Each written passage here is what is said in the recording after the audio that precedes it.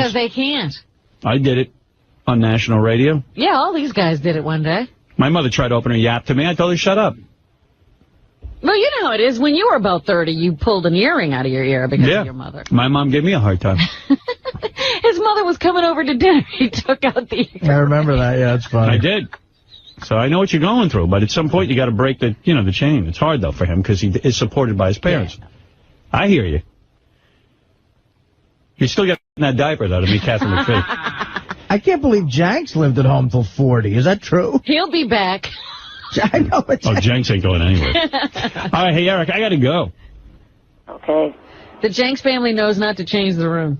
I'm sorry your parents gave you a hard time. Thank you. Thank you. Go figure out what you can do to meet Catherine McPhee. Yeah, you got to do something. Call us and tell us what you're comfortable with, okay? Okay. All right. I still say tying you up to a bunch of balloons would be funny. The fall is what? The fall? You won't fall. Don't worry. You ain't going anywhere. We're going to have you in this room. The highest you can fall is maybe 10 feet in this room. You're not getting that high. You're not even going to get that high.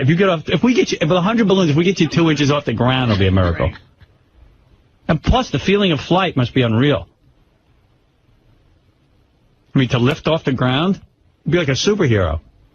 You might never want those balloons to go down. I'm flying. Look at me, way up high. I'm Balloon Boy.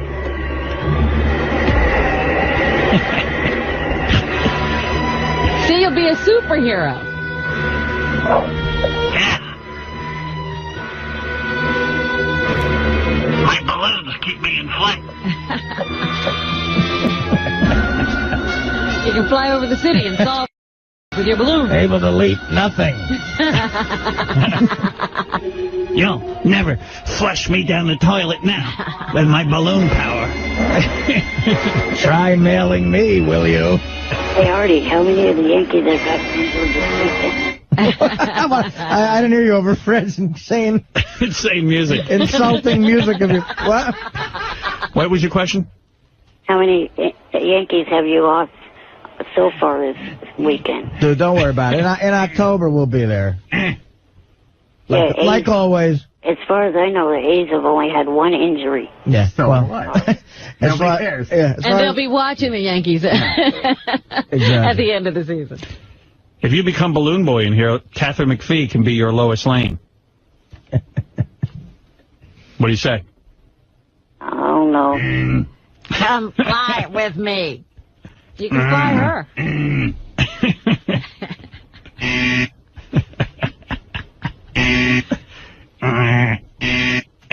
Remember that scene in Superman where Lois goes flying with Clark? She'll fall in love with you. I don't think he can hold her. The balloons can barely hold him. He ain't taking over his life. If you're tying balloons to yourself, you can fly with me. I'll show you how. It's simple. Could 100 helium-filled balloons lift him? Gotta do that. I don't know. I doubt it. We could bet on it. We'd have a good time. I think. Are we talking the small balloons or like weather balloons? Weather balloons. Oh, yeah. Weather balloons? Yeah. Oh, forget about it. I thought we were talking Mylar. No. I got to make it safe. Got to use weather balloons. Or maybe just like party balloons, like Elmo balloons. Right. No. Mylar balloons. The weather balloons, yeah. Mylar balloons. That's the silvery ones. Those are called Mylar balloons? Yeah. I never knew that. Yeah. I know that. Yeah. See how big the weather balloon is. You're looking up weather balloons? Yeah, I'm trying to see how big they are. Well, you've got a lot going on with your computer. I'd just like to see a bunch of birthday party balloons flying there. Hey, I got to play a bunch of tapes. Hey, Eric, I got to go, man. Okay. I'm sorry with your parents. I mean, they got to lighten up a little bit. You know, you're having fun. You didn't do anything wrong. You measured your big deal. Tell them you didn't really measure it. They don't What know. do they want you to do? Yeah, I mean, come on. You're trying to have some fun. Life's short. All right, thanks. Okay, bye for now. Bye for... Oh, that's his sign-off. Yeah. I forgot. Bye for now. Bye for now. Said well, my friend. Did you hear who's back? Riley Martin. What is it, Gary? It's, we're getting so much stuff, and I don't have breaks to talk to you about it. So if you go to Gary Preview page 2, yeah, it's sort of a three-part Eric thing going on there. First, it starts out with a voicemail from Tabitha Stevens saying that won't let her him. Doesn't want her. And then it follows up with a voicemail. Can you imagine? Eric calls and lays down the rules. I think he's ready to accept being put in a balloon chair. Ooh. And then that finishes up with the Jerky Boys call about putting in a balloon chair. All right, wait. Let's listen to all three parts. Hey, Will, it's Tabitha Stevens. How are you?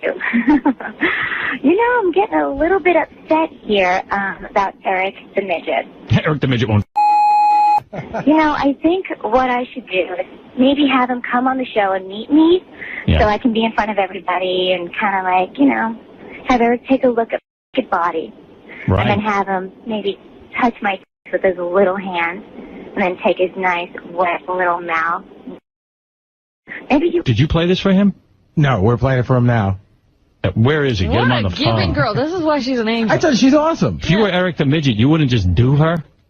I'm thinking about doing that. Because then that would make me wet. Then I could get him to take those little hands and stick them in my... I think that'd be pretty... Then he could just finger bang me until I come. And then he could take his fingers out and stick them in my mouth. Hopefully he would have a boner by then. Then I'd have to take my hands after I spit in them and jerk him off. Hopefully he'll come in my hands. If he does that, then we'll move on to the next Hotel City. That's right. I'm going to have to take that guy. Hold it a second. Hey, Eric. Good morning. Good morning. Are you listening to this? I only heard a little bit. Right, I'll start it over again for you, okay? You're out of your... Everybody's jealous of you. Evidently, you're driving Tabitha Stevens nuts because you won't do her. Right. Listen to this. I'm starting it over for your benefit. Hey, Will, it's Tabitha Stevens. How are you? I'm getting a little bit upset here about Eric the Midget. I think what I should do is maybe have him come on the show and meet me so I can be in front of everybody and kind of have Eric take a look at his body and then have him maybe touch my with his little hand and then take his nice, wet little mouth on my... Maybe he would like that, because then that would make me wet. Then I could get him to take those little hands. I think that'd be pretty fucking hot. Then he could just finger bang me until I come. Could finger bang her. You hear this? Yeah. I keep listening. And then he could take his fingers out and stick them in my mouth. Hopefully he would have a boner by then. Then I'd have to take my hands after I spit in them and jerk him off. Hopefully he'll come in my hands. If he does that, then we'll move on to the next Hotel City. That's right. I'm going to have to take that guy. We got to see. So let's see if our buddy Eric can handle me. Tabitha Stevens. Bye. Dude. That didn't get you a little worked up? No. Lying dog. Then you're But gay. she says she's right. She needs to be in here enticing him. She says he's going to finger me till I shut. Did you hear that? That doesn't sound hot to you? No. He's not here. He's not seeing her. He's such a liar. You know what? I'm going to make you move back to the lake house. That doesn't turn you on. Then she's going to take you to a hotel, dude. She's not even going to be finished with you in here. Let me hear this message from you about accepting the balloon bit. Hey, Will, this is a message to give to Howard.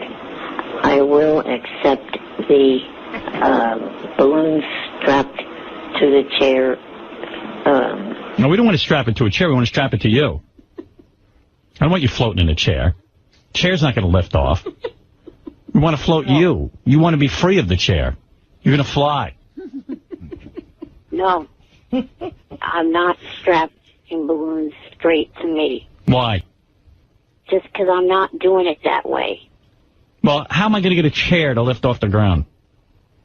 A simple lawn chair can lift off the ground. No. You know, there was a guy in Los Angeles, I don't know if you remember this, in the 80s that did that in a lawn chair, and he got stuck over L.A. for hours. I'm not interested in that. What I want to do is have you actually levitate. I want to get you at least 5 to 6 inches off the ground. Then that's not going to happen. Sure it is. Then you're not meeting Catherine McPhee. Yeah, well, then you're not going to have Tabitha Stevens or Catherine McPhee. Oh, well. Whose loss is it? We'll be sitting here with her. You'll be at home listening.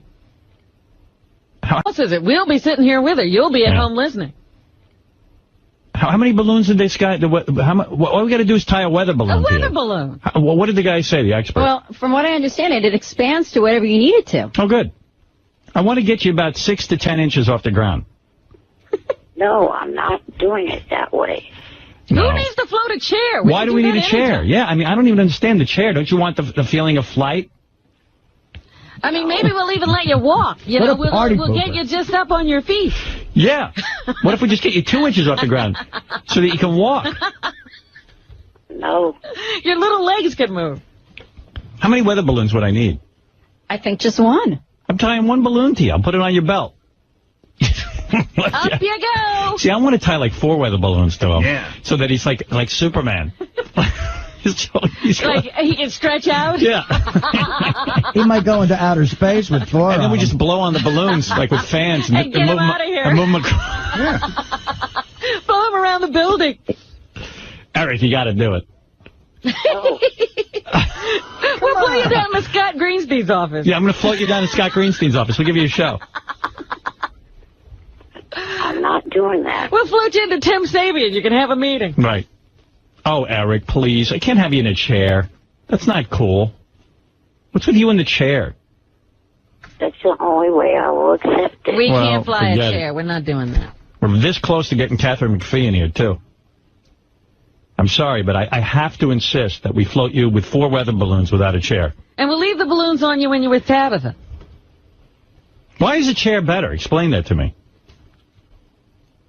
Why is a chair better?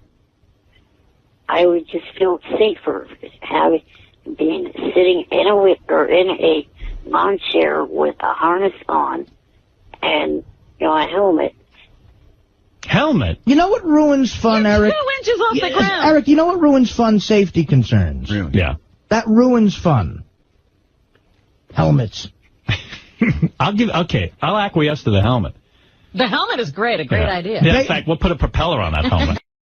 We can work that in just fine. Baseball has never been as fun as it used to be with helmets. Right. No, I understand his concern for a helmet. This guy's talking about, flight. What's he going to damage?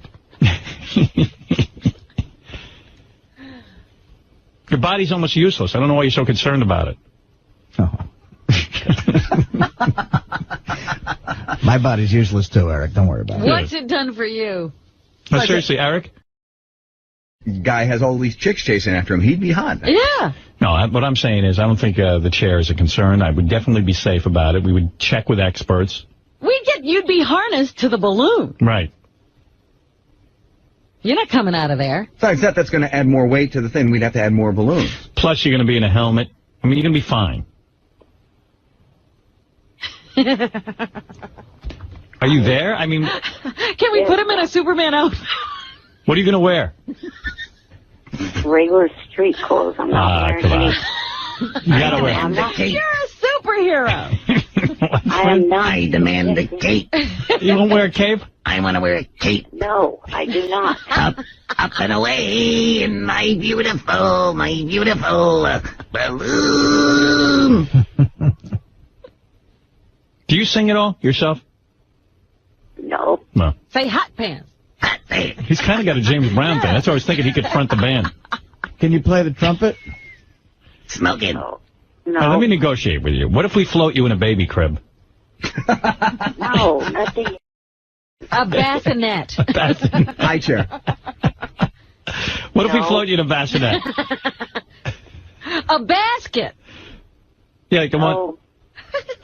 All right, look, Eric, here's my final offer. What if we float you in a pizza box? No. Or that bag that the pizzas come in. Like when they keep them warm. There's a How little padding about on a that. little itty-bitty bed? How about we float you in a cup?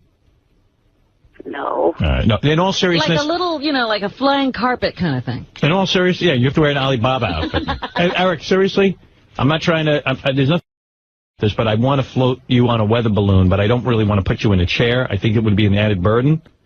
And I think it would be safe. I mean, we'll get experts. We'll strap you in. You're not going to be more than 3 or 4 inches off the ground, I imagine. You're going to like it. You're not going to want to come down. Believe me. I think you should just give it consideration before you just say no. See, yesterday he was saying no to the balloon. He needs a day to think about it. Right. All right? Just think about it. Maybe I'll think about it. Yeah. It won't, it'll be fun, I think. I won't do anything to... I'd love to fly. We could arrange that. If Eric goes, I think we ought to float you in a balloon, too. See, Eric, I'll go with you. We'll fly together. Robin will fly with you. What is it, Bobo? What do you want to add to this? Hey, what's happening? Yeah. You midget faggot. How could you not let Tabitha... How much longer you have on this planet? Enjoy your... Come on already. And stop... Hey, Bobo, can we float your wig? that might float. Eric, what about what Bobo says? You're being a... Why not enjoy your life? Really? How much longer you have, man? 4 years. Eric, what do you think of what Bobo's saying? I am just getting so sick and tired of this. Leave the thing with Tabitha Stevens alone. I'm not doing it. Take it off the table. What? What? I'm tired of being asked by you and everyone else to do Tabitha. I'm not doing it. Period. Hey, dude, I'm not doing it to... I'm trying to offer you a chance to get laid. Or a hand job. And she called in. We just thought we'd play you her message. Dude, you're the one who's putting a roadblock on that. Between you and all the... or half of the people on MySpace, I'm getting tired of being asked that question. I'm not doing it. Look, you have to do it. MySpace account. What do we have to do with that? We didn't have to tell you to open a MySpace account. I just don't understand how he couldn't do it. I mean, a nice hand job from Tabitha Stevens, please. A hand job? You wouldn't want her warm fingers wrapped around your little back and forth till you explode in a moment of ecstasy? No. Wow. Whoa. Until you hear that little gurgle come out of you? Oh. Oh. I'm coming. Oh. Here comes my pygmy load. Oh. Oh. Well, anyway, I tell you what. When I get Catherine McPhee in here, which I have to now, we're going to launch you into space. You know, Catherine said she wanted to see you fly. That's the only way she's coming in. Will you sing I Believe I Can Fly while we're flying you? I believe I can... All right, Eric, let me finish this message that you sent. Stunt. Only thing is you can... Nothing any more degrading or can be added to it. It has to be done as it was offered. You guys cannot up the stakes any, or I'm out. The other thing, there's got to be more of a prize than just meeting Catherine McPhee. Oh. And I will go over that with you later. What is that, Number Eric? 2 is there absolutely has to be safety harnesses on this chair and at least a construction helmet on my head. Of course. And it'd be done the day before she is to come in the studio. Right. That way there's less of a chance of her actually, hearing it or, knowing it that it happened. All right? Like I said, I'll talk to you more about it later. Bye for now. What's the more of a prize? Yeah, what do you want? Well, for this to be the absolute last stupid thing that I have to do for the show. Well, that I can't guarantee. I mean, I could always put offers out to you. Well, next year there's another idol season. Yeah. We're going to do more than float you. That Superman cape's going on. If there's a really hot Catherine McPhee type. All right, so what do you want? You want a kiss from her? Is that it? No, not that. Just... You want a hand job from her? I can't arrange that. I can't get you a hand job with Catherine McPhee. Wasn't expecting that. I mean, if that happens because she just is turned on, fine. I want one from Simon. What do you want to do? What do you want to put your fist in her? I can't arrange that. No. Then what do you want? Tell me. No. Then what do you want? Tell me. I could probably get you a hand job from Taylor Hicks. Could you put your little head in my... Yeah. Clay Aiken will fist you. No, thank you. You want a hand job from Taylor Hicks? No. All right, then what do you want? Come clean. Well, for starters, my roommate would have to be coming with me. So, All right, I can make that happen. Go ahead. and he just started the new job, so to get time off, he'd be losing some money. Oh, here we go. Hand in our pocket. No, Eric. Here's what's going to happen. Day before Catherine McPhee gets in here, you're going to come in. I'm going to strap you up to a weather balloon. You're going to fly. And you're going to fly. With your helmet on. No cape. I agree to that. I agree to the day before because I understand you want to... Present, yeah. Yeah, you don't want to fly. I think you should fly right over to the couch, Catherine McPhee, but that's you're entitled to your dignity. By day 2, you'll be able to work the balloon pretty well, I think. Yeah. By day 2, you could navigate yourself over to the couch. And you really don't have much negotiating posture here. I could just take you and strap you to a balloon. I'm being a nice guy here. We're telling you beforehand. That's right. All right, so the day before, you'll float on a balloon, and then when Catherine McPhee gets in here, you will be seated next to her on the couch. I'm going to try and get her to touch you, and I'm going to try and get her to give you a kiss on the cheek. See, I think all that's doable. She'll hug and kiss him. And I'm going to try and get her to sing Somewhere Over the Rainbow to you, Eric the Midget. That is what I can work out. If these conditions are acceptable, this can all happen. Right. All right, you take that, you think it over, discuss it with your people, and get back to me. Calling all my people. Emergency meeting. If you need to discuss it with your fans on MySpace or whatever, I think it's a reasonable offer. I think once you're flying, you might even enjoy it. You might never want to take off that balloon. You never know, man. One small step for man. One giant leap for midget kind. I think it'll be a great segment. You've always wanted a job. You'll be flying around. You can do calculations. You're the Amelia Earhart of this show. You could do traffic reports. We could have a traffic guy. Mm-hmm. Let's go to Eric in the balloon.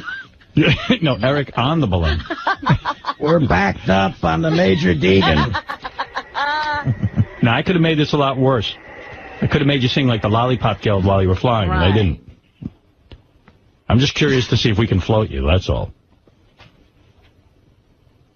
Right. All right. Get back to me, okay? I still don't have her secured anyway. This is all in theory.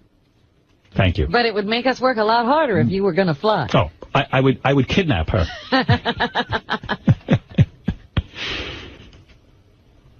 The thought of you in flight just makes my heart sore. And I think you're going to love it. You want to know what I think? I think when Catherine McPhee gets in here, you're going to want to be on your balloon. Show her your powers. Why? Because you're going to be able to fly, my friend. Yeah. Seriously, Lisa, you're a hot chick. If you saw a guy flying, wouldn't that turn you on? Oh, yeah. Superpowers. Right. Like X-Men. Yeah. Be Jackman Jr.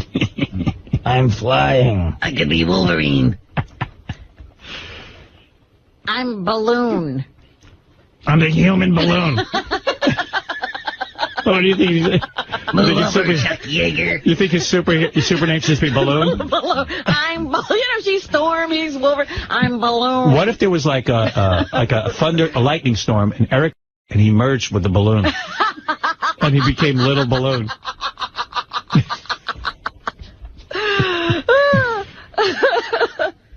What if he became Balloon? Then you just flew and kicked. Well, I love you, man. Don't know why you have to act the way you do towards me, but I don't even know why either. I'm a sick, depraved human being. I really am. There's really something wrong with me. I just love you, man. I really would love for you to meet Catherine McPhee. I think it'd be a good show. All right. Okay. Hey, do you know this guy, Derek the Midget, who claims he's Yeah, better? I know that's Sal. No. Derek the Midget. He says he's Tabitha Stevens right now. Derek, is that you? Hey, hello, Howard. What's going on, Derek? I'm right now, and Eric, you don't even know what you're missing, you fag midget. Tabitha. Sal, you should feel this. Feels like Jell-O. You'd love it. Okay, Sal. This isn't Sal. Do the balloon thing, but Howard, add a few balloons. Eric has sausage. This is not Sal. How about Sal walk into the studio right now? All right. Sal, walk into the studio right now if this isn't Sal. This will prove it once and for all. Right, come on in, Sal. And I'm still on the phone, just all right. in case. Here is Sal. There you go. See, that was Sal. Revealed. Well, there you go. That was Sal in the studio. You should do the balloon thing, Eric, and fly out of your parents' lives once and for all. All right. Thank you, Derek. Goodbye. Eric, anyway, let me get back to me and let me know. I think we're close to getting this done, okay? Okay. Thank you. That is Eric, who is sometimes known as Eric the Actor, Eric the Midget. Eric, considering flight. Eric considering actually being the first midget to go in flight on a balloon. What is it, Richard? If you're interested, that Jerky Boys call is hilarious because it deals with the same thing that we're talking to Eric about. Really? Where? I've never heard that. Where is that? It should be right under those voicemails. Yeah, it's a classic. You want to hear this, Eric? Yeah, I guess so. That's great, Bob. Let me talk to the wife, and I'll get right back to you. We'll talk about this silly balloon shit. I'll get together with her. We'll square it away, and you know, we're trying to make a surprise for this. Okay. All right, there, Bob. So long there, sailor. It gives me an idea, Eric. What if you have some dogs at your feet while I do? So long there, sailor. No. We'll get those special gates so you don't fly out of it. I love that the guy actually gave him a number. About 200 would do it. Yeah, Nicole, you're on the air. 211 inches. Hey now. Hey now. What's going on? Hey. I really think that I want to come on and Eric. Why? What did he do to you? No, he didn't do anything to me. He's doing stuff to himself. Like, he has the dream. He has a chance to see American Idol and touch He knows what he's going to fly. And you know what? If he no, I don't want to do it. Why does he keep calling? He wants to do it. He's negotiating. He's negotiating. He's thinking it through. Give him a chance. For Christ's sakes, let the man have his dignity. Mike, go ahead. You're on the air in Cleveland. Hey, Howard, how you doing? Yeah. Hey, here's a little suggestion for you. When Catherine starts singing Somewhere Over the Rainbow, you got to have a montage for this TV show of Eric flying around on this balloon. I'll actually be floating over the rainbow. That's our video. So why don't we get like a rainbow prop, and then when Eric's in flight, he flies over the rainbow. Right. We can mix that into the video. Awesome. All right, thank you. All right. That'd be good, Eric. If you fly over a rainbow. No. Why? What do you mean, Come no? on, she's singing Somewhere Over the Rainbow. All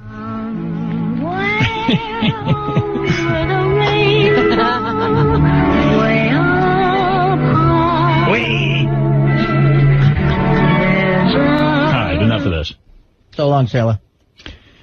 All right, Eric, I'll talk to you later. You think about it. I think it's cool. I think we understand each other, all right? I think we'll get a good show, and you'll get to meet Catherine. Right. It won't be anything. I mean, I think it'd be kind of cool, actually, to fly in a balloon. You can tell everybody you're a pilot. All right. Hey, thanks, Eric. Okay, talk to you tomorrow. All right. What's your slogan again? Bye for now. Bye for now. All right, bye for now. He's coming around. I think so. I don't think we're far apart. Did we do all the news? No. What else are you covering? Stop taking us on these tangents. I think you're too nice. You should just go deal or no deal. Well, you know what? I understand his hesitation. He wants to make sure it's being done properly. Yeah, you can't hardball him. Yeah. Okay. Eric the Midget. There's probably some Eric the Midget moments. Oh, sure. He made some great calls. In fact, I will include on the big weekend of first Eric the Midget's first time on the show. What do you think of that? I love the first time he got angry at you. That was the first time he was on. Hey, Eric. Hello. I think he's because I said on the wrap-up show the other day that I don't believe he has a sense of humor. And he left me a voicemail saying that he's laughing. We just can't hear it. Oh, all right. By the way, Eric, everyone is so excited about the fact that, and hopefully we'll have Catherine McPhee in here, that you're going to meet her, and that as a result of you meeting her, you will be suspended from balloons several inches in the air. Everyone very excited about that. Well, you know what? What? Sal and Richard screwed it for you. Well, not for me, for you, it sounds like. No, that bit they put together and you played earlier, there's... What bit? The one you just played of that song, I guess. Less than an hour ago. Oh, the one where you're flying? Fly Me With Balloons. Fly Me With Balloons? That great song? That plus the prank call where they used my voice. Oh, yes. Oh, that was great, Eric. That was great. I told you have no sense of humor. humor. That was not great, you big-nosed retard. What? You have lost all chances of me doing that balloon stunt by playing that by those two retards. Let me tell you something, Eric. You will absolutely fly in this studio. Yes, you will. Oh. You will. I know you. I know you better than you know you. You're just upset right now. You're going to calm down, and you're going to be thinking about sitting on that couch with Catherine McPhee. Because you were flying up until you heard those, right? That's right. Hey, can I ask Eric something? Yeah. Eric, tell me what the process is, because you call here in the morning and you get all right, and then during the day either you think about it or somebody talks sense to you, and you come to your senses, and then we get the email at night or the voicemail at night that you're okay with it. And then the next morning you're like, who calms you down?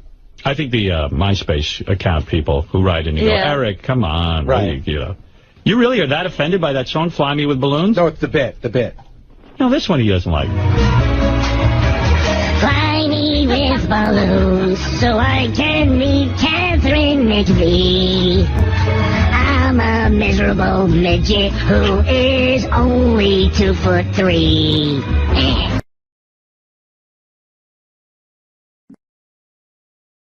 That one, right? That one. Are your ears clogged or something? I said that one plus the prank call to the balloon shop. Which one do you hate worse? What do you what retard? What?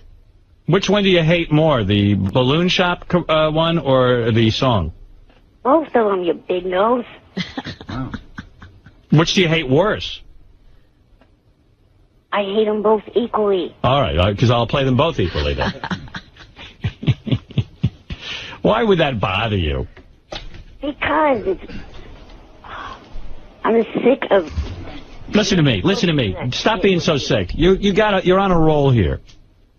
You're on a roll. You got Tabitha Stevens who's dying. Yeah, somehow you've worked her into a frenzy. Yeah, I mean, she wants you to take your hands and put them in her, and she wants to take you to a hotel and bang your brains out. I mean, you got that going on. I don't want to go where a million other men have gone before. Whatever. Keep putting down the one woman who wants... That's intelligent. You're calling me a moron, but... That's a winning strategy. You know, when a girl wants to bang me, I compliment her. I don't put her down. I don't see any other broads looking to bang me. Who's lining up for that duty? Yeah. Don't play hard to get. Right now, you're America's #1 midget. That's pretty... Artie, if they make a Austin Powers 4, you could play Fat Bastard's Italian cousin, Fat Loser. Everyone's trying to get in on the roast, I'm noticing. Roasting you. Yeah, baby. That's not bad. All right, Eric, You will come in here. You will fly. You will fly. No, I won't. And if you're lucky, I won't make you wear a cape. And the Yankees will be the A's this week. Thank you, Eric. And call me tomorrow with an apology, by the way. I don't like some of the names you called me. Big nose. How dare you? I'm not calling with an apology. No, you will. Because you know what? You're going to sit down. You're going to think about it. You're blowing your chance to meet Catherine McPhee. Over something silly. I'm going to let you put your hand on her leg. I'm going to let you give her a kiss on the cheek. And you're going to get to interview her and talk to her. And probably become very close friends with her. Because she'll think you're cute, and then she'll let you come to all the concerts. And I know you're not going to blow that. You're going to be a man. You're going to get on that balloon. I'm going to take 4 balloons. I'm going to suspend you and fly you like Superman. That's not going to happen. It's going to happen, Eric. Don't tell me what's not going to happen. Are you going to have a balloon on each hand? I'll have a balloon on each wrist. And a balloon on each ankle. And he will fly like Superman. We were in the office yesterday just cracking up about when you were going to put the balloons under each arm. We had him like walking like a marionette. Hey, if you want, Howard, if you go to Gary Preview page 2 in the upper right-hand corner, now that Eric's... the guys put together, what if you were in the movie... Oh, let me hear that. All right.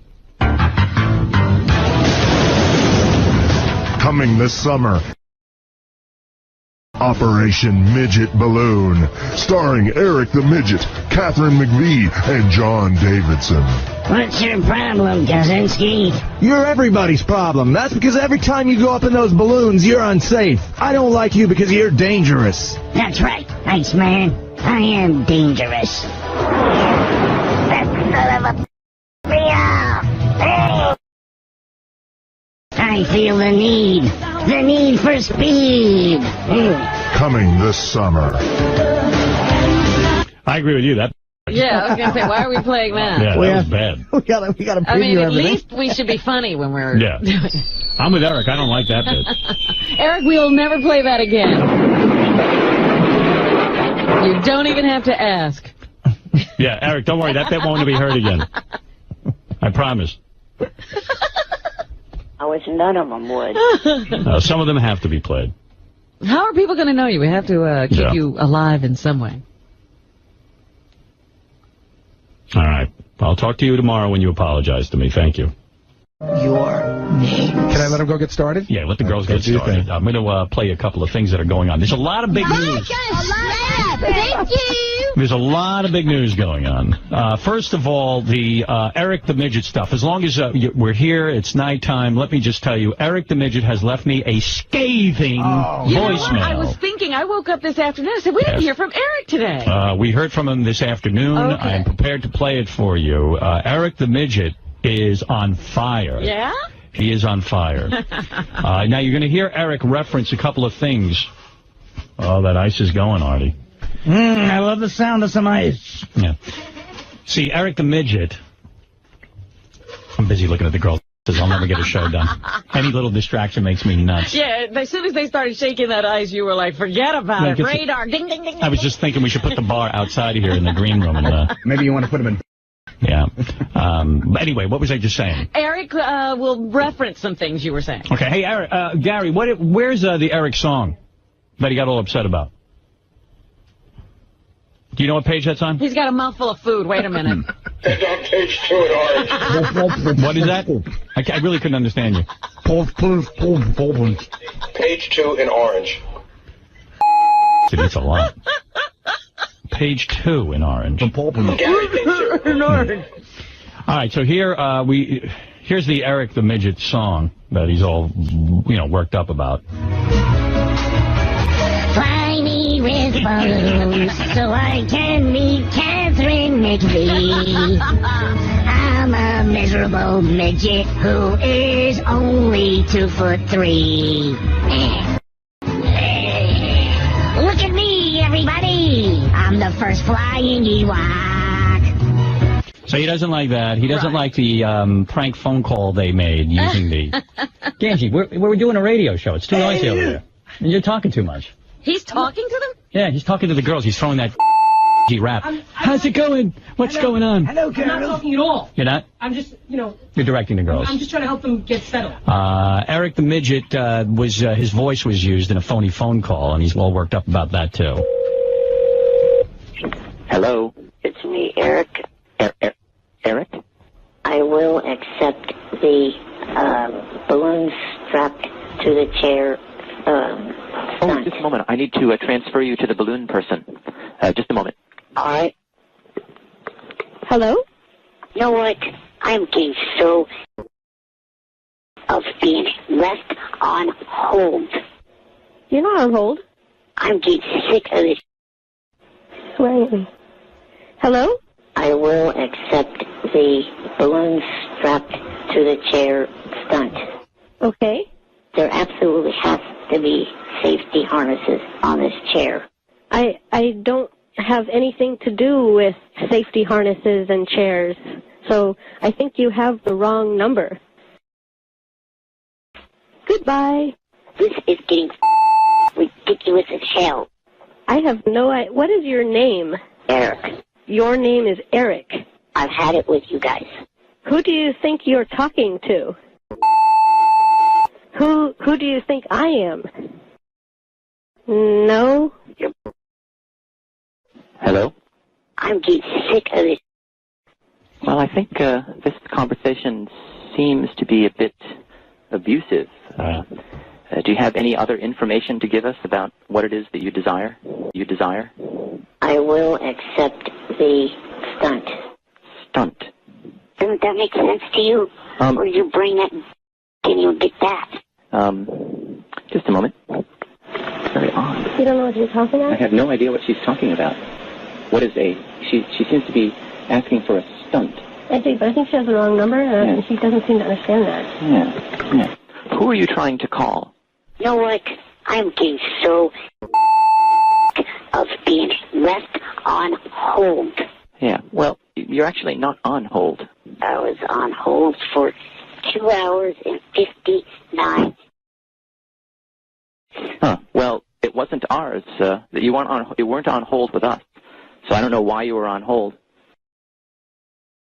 Okay. Wow. Bye for now. I don't know why he's upset about that, but he's like on fire, and now he left this voicemail as of a couple hours ago. Okay. And here it is, Robin. It's going to shock you. Uh-oh. It may be the strongest Eric the Midget message yet. Hey, Will, it's me, Eric.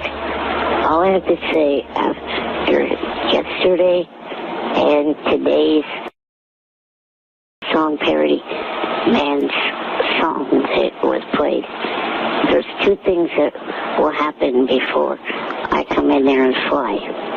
Hell freezing over, and there's not a in hell that I'm going to subject myself to that, for that big nose of a boss of yours.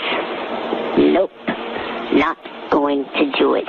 In fact, you want to know what I'm going to do later? I'm going to call Catherine for the very last time and congratulate her on her contract signing, and then warn her against appearing on this show. I don't give a if that means that I won't get to meet her, or it lowers my chances.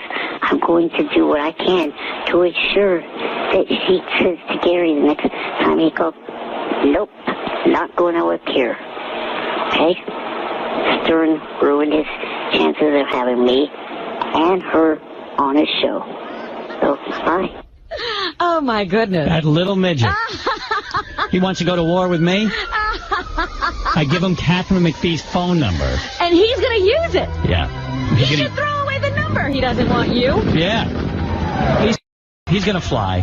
I guarantee he's going to fly. He's going to beg you to fly. And we will get Catherine McPhee in here. Why, you little... He will fly. I see the drinks have been served. Isn't that the greatest message? I gotta get some. Can I get some food right now before I have my favorite Babe Ruth story, Howard ever? In the book? I don't know if maybe I haven't gotten to it yet, but you tell me if this is in the book. He is playing the White Sox, right? And the White Sox say, okay, it's a day game. When he gets into Chicago, we're gonna take him out and get him loaded. So he played for day. So they take him out. They're drinking all night. He's stuff. He's completely. He shows up. Miller Huggins almost doesn't put him in the game. The manager shows up. Oh my God! Look at him. He didn't even sleep. 3 home runs. Wow. the White Sox, and the White Sox are walking past him after the game. He yells out, "Hey, where are we going tonight?" Oh, my God, that's great. Well, Lee, congratulations on the book. Thank you, Howard. All right, and Lee's book, The Big Bam, is available in stores now. Babe Ruth was called, yes, it's true, we learned this in the book, his nickname was Nigger Lips. But we doubt if he was called that more. That's right. Than Hank Aaron or Jackie Robinson. All right, yeah, we had a whole debate about that. Hey, thanks, Lee. Thank you very much. Later. Bye-bye. That's Lee Montville. A roommate that he had in his early days claims that as a gag, Babe Ruth would go into the shower drunk while the guy was showering and on his back. Really? Whoa, he's like a little bit like Richard and Sal. At a documentary, this old guy is so funny because he was a scrub on the team, so they put Ruth, he had to babysit Ruth, so he's like, yeah, and I was lathering up, and I feel a warm stream on my back, and I turn around, and the babe is urinating on my back, and he laughed. Boy, he thought that was so funny. Maybe that's a thing you learn in the orphanage, you know? Yeah, he wasn't sophisticated. Yeah, maybe everybody did that to Babe, and he decided, hey, now I can do it to you. Yeah, oh, man. Here's a guy named Sean. He came in with those girls who got suspended from the CFL. Let's just hear what he has to say. Sean in Canada, go ahead. All right, Howard. Give us the real story if you can briefly, because I don't know if everyone's that interested in it. Okay. Well, I'm a representative from Fame Media Group, and the original idea of the girls coming in was to promote 2 of our fitness events, promote the FameWorldTour.com website, and give you a proposal about our August 19th event and talk about it. So that was supposed to be emphasized that they were Fame fitness models, and I guess it came across more that they were CFL cheerleaders, and they originally didn't really want that promoted. The CFL kind of doesn't want to be associated with the controversy, and I guess the link was provided on the Howard Stern website, so people were quickly able to deduce what team they were from, and in turn, the team that they were from didn't like that and suspended them. But and that's something. You know, here we are trying to help them by giving them a plug for their teams and all that other stuff, but people will always use that against you. You know what, Howard? We told them to go on there, be a fun interview, and do it with... yeah, they were nice girls. They didn't do anything embarrassing. They were fine. I don't think so either, and I think this is a little bit silly. So for now, they're suspended, but we're hoping people get behind them on this. And we're hoping the CFL realizes this got them some exposure.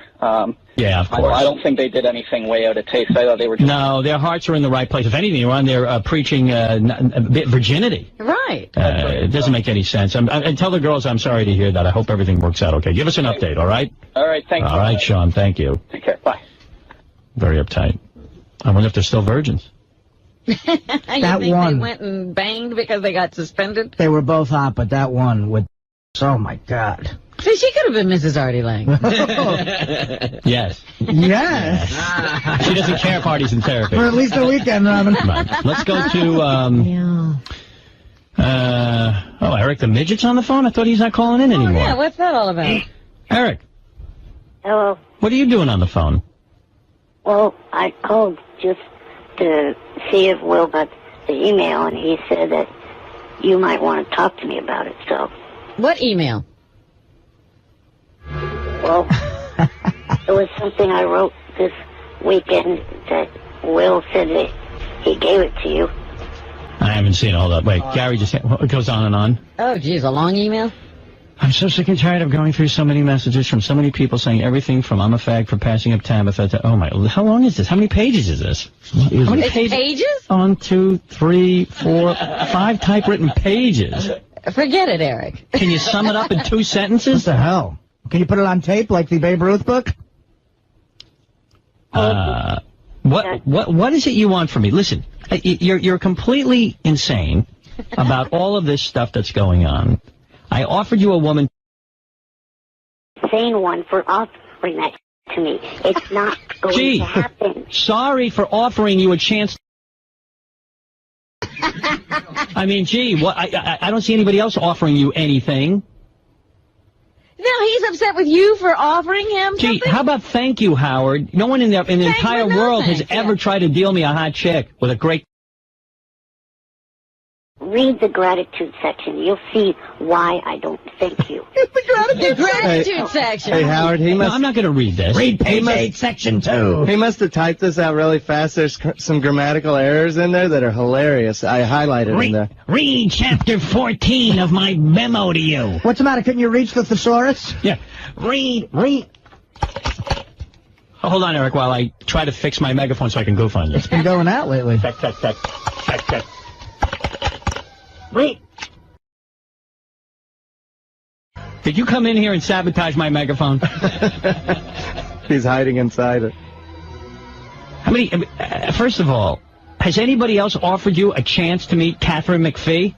No. No, but how come last year when you gave me the chance to go and meet Carrie Underwood and the other idols, I didn't have to do anything idiotic to do it. Well, we're not going to keep giving you stuff for free. Yeah, but hooking you in. First you give a free taste. Yeah. And then you hook someone in. I had to get my Sal's balls dipped in my face to meet a hot chick one time. I mean, you're Of all the outrageous. people who would have re-brought that up, I thought it wouldn't be Richard.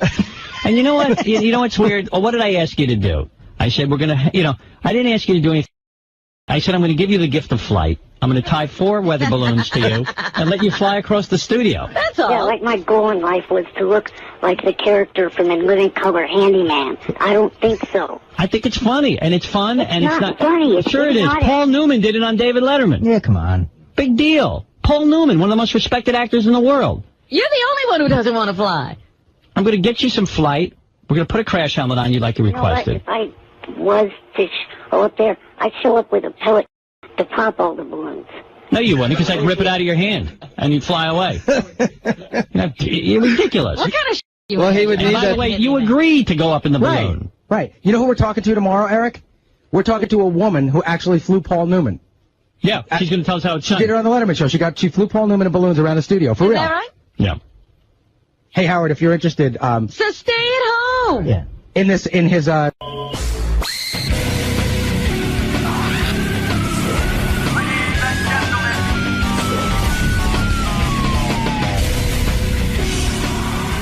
was sitting at home and then getting tweets and emails about the movie director Kevin Smith bad-mouthing me. I saw a little bit of that. I was choosing to ignore it. What happened between the two of you? Here's what happened in a nutshell as far as I'm concerned, and it just seems ludicrous. The guy's a weird guy. I mean, I don't really know much about Kevin Smith. But you were friendly. Friendly. I had him over my house one New Year's Eve, my That's apartment what I'm for a talking party. about. And even that was weird because after I had him and I was trying to, he was a guy from Jersey and I was trying to develop something of a friendship. He was like, why did Howard have me at his house? It was weird. I don't know. Here's what it was. We used to have him on the show. Right. And a nice enough guy. I liked him. I had to ask Gary to refresh my memory even. I don't even, think about it. Anyway, so we'd have him on the show. And the weird move there was that a lot of times his publicist or somebody would call a lot to have him come on the show. Oh. So you and I were on the air, and I said, gee, Kevin's publicist is calling a lot. Something to this effect. This is 100 years ago. I said, geez, it's a little much. So he took that as a great insult that I, that I revealed this. Oh, dear. And he made the announcement that he was never coming on our show again. Oh, okay. And I was like, oh, okay. I guess I insulted you. I didn't mean to insult you, but all right, you're insulted, and that's the way you tantrum. Why don't you just call in and say, hey, what's going on? But whatever it was, fine. He agreed. He agreed. He's the one who stopped coming on our show. Right. I didn't stop coming on the show. I didn't tell him not to come on the show. He just made a decision. I'm never going on that show again. And then he would do the Opie and Anthony show. He would do the Ima show, according to what Joy Behar has him on, coming up Friday. And she sent me a piece of video of him talking about me. Okay. And so he would go on these shows, and he wouldn't really badmouth me, but he'd give me the backhanded badmouth. He'd go, oh, I'm not feuding with Howard. First of all, he is feuding with Howard, but I'm just not feuding back with him. I didn't even know I was in a feud with him. He didn't want to come on the show. Who cares? Who gives a fuck? First of all, I don't really have directors on the show. The only one I'd have on is Ron Howard, who's known as, Opie, and he's also known as Richie Cunningham. Yeah. He's well known. He's like Alyssa Milano, He was known more for his acting, and now it's kind of cool that he's a movie director, and he's done some incredible movies, incredible mainstream movies. And I don't really have directors on all that much. I had Ivan on a few times because I know him from Private Parts, obviously, and I have a tremendous affection for him. James Cameron. I had him on once. I wish he'd come on again. I mean, this is the guy who made Avatar. You know, that was like a huge thing. And Terminator. I don't know what Kevin, and Kevin makes small movies, and it's fine. I got no problem with that. I actually looked at one of his movies the other day. Didn't even realize I was watching one. It was called Cop Out. There you go. Good for him. So, he decided not to do my show anymore. So he hasn't been on in years. And so it's been so long that I didn't even remember any of this. I am telling you what Gary told me this morning about the whole thing. And so, like, he didn't come on, and then he'd go on these shows, and they'd ask him about me. And he would say, in a backhanded kind of way, I don't have a feud with Howard, but, I really like going on shows where they let me talk. Treat me with respect. And treat me with respect.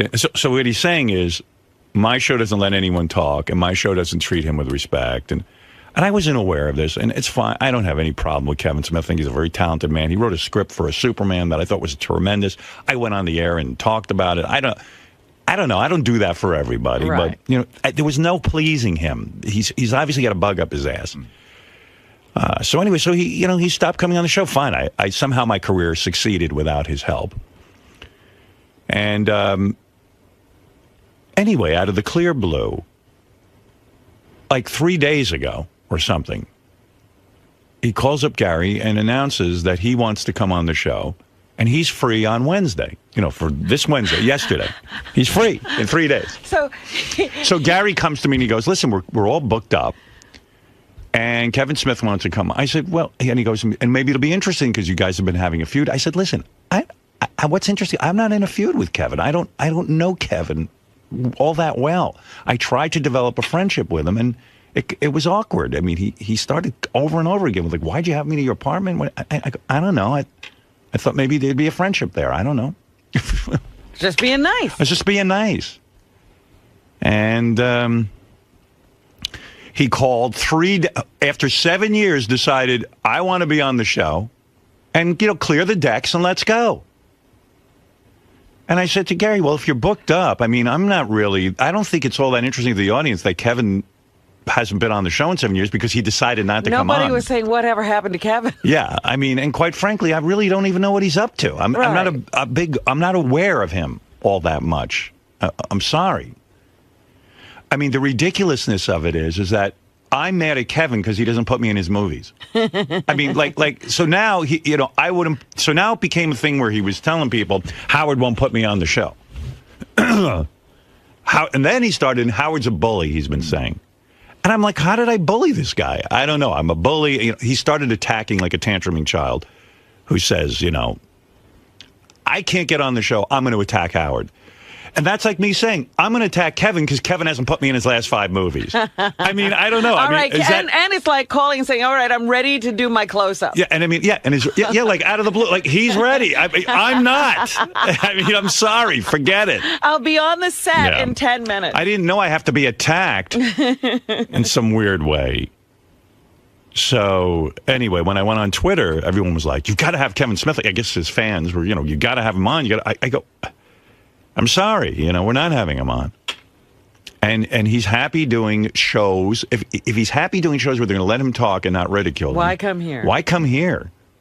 Because we could probably say something that might be offensive to him. Get him all upset. Right. I don't want to do that. Listen, I really am not in a feud with the man. Gary told me that he had been calling quite a bit. And I don't know, is that such a bad thing to say? And I said, hey, we got to space out the visits. This is what I could say. He never called me, but his publicist. That's what I explained. Yeah. But he took it very personally. Right. So, okay, I'm sorry. If that's offensive, what can I tell you? I apologize, but, that's the way it was. Well, do you think it was a situation? It could have been a situation where Kevin said, to his publicist, I'm going out, I'm doing some publicity, want to do Howard, want to do this, I want to do that. Maybe. And the publicist was really trying to make it happen. I don't know. How many was he really calling a lot, Gary? Which time? The publicist, back 7 years ago. Yeah, I mean, well, he had a lot of, he does a lot of stuff. He does talks, he does movies, he does comics. Right. So we would get him pitched fairly often. Right. So I said, hey, we'll have him on, when we're ready. See, he's not in a feud with me, but now he's bad-mouthing me on the Joy Behar show, talking about that I'm the popular kid, and then you come over and I'm one way to you. I'm two-faced. He has no feud. There's nothing wrong with me, but Howard's two-faced, and when you go on his show, he humiliates you, and he doesn't let you talk. If that doesn't sound like a guy bad-mouthing me, I mean, come out and say you don't like me. I don't think it's a I don't like you thing. I think he likes you too much. Yeah. Well, I mean, it's a strange thing to do to a guy you like. Well, it's when you can't have the girl. You bash the girl. Well, I tell you what, Kevin, I'm mad at you because you won't put me in your movies. I should have been in every one of your movies. Now he's going to send you those scripts. Yeah. You know what? That's not right. You won't let me on your movie. It's like, you won't let me on my show. Well, you won't let me on your movie. What is this? We're busy. And now I certainly won't have Who we have on? Beetlejuice? Yeah. Well, we did. We were busy. No, we had on Jim Brewer yesterday. Jim Brewer was yesterday. Yeah. And, sorry. And I wanted to spend time with Jim. I mean, isn't this something? Isn't this something? What is it, Jeff? Who are you talking about, Kevin? Who? I know. Well, I'm sort of having that feeling over here. Like, does anybody really care? Probably not. And that's why I even said, should I bring this up? Because it's probably giving him more attention than it merits. I mean, it's so now I'm going to be like, could you explain to us who this guy is you're feuding? Yeah, and now it's going to be like, once I give something energy, then it becomes something. You know what I mean? But it's really like, wait a minute, you still haven't explained to us who you're talking about. Exactly. He's a movie director, but you can't even name a movie. Well, I'm bad at that, but I'm sure other people could. What is the movie? Well, he's the guy from Clerks. Clerks. All right. There he did. That was in 1994, right? But he's known for, being, what is it, right. Bob and Silent J or Bob whatever? and Silent J, yeah. Yeah, not the movie he did with Ben Affleck and Jennifer Lopez. Nobody knows him for that. And everyone's waiting to, hear him on our show.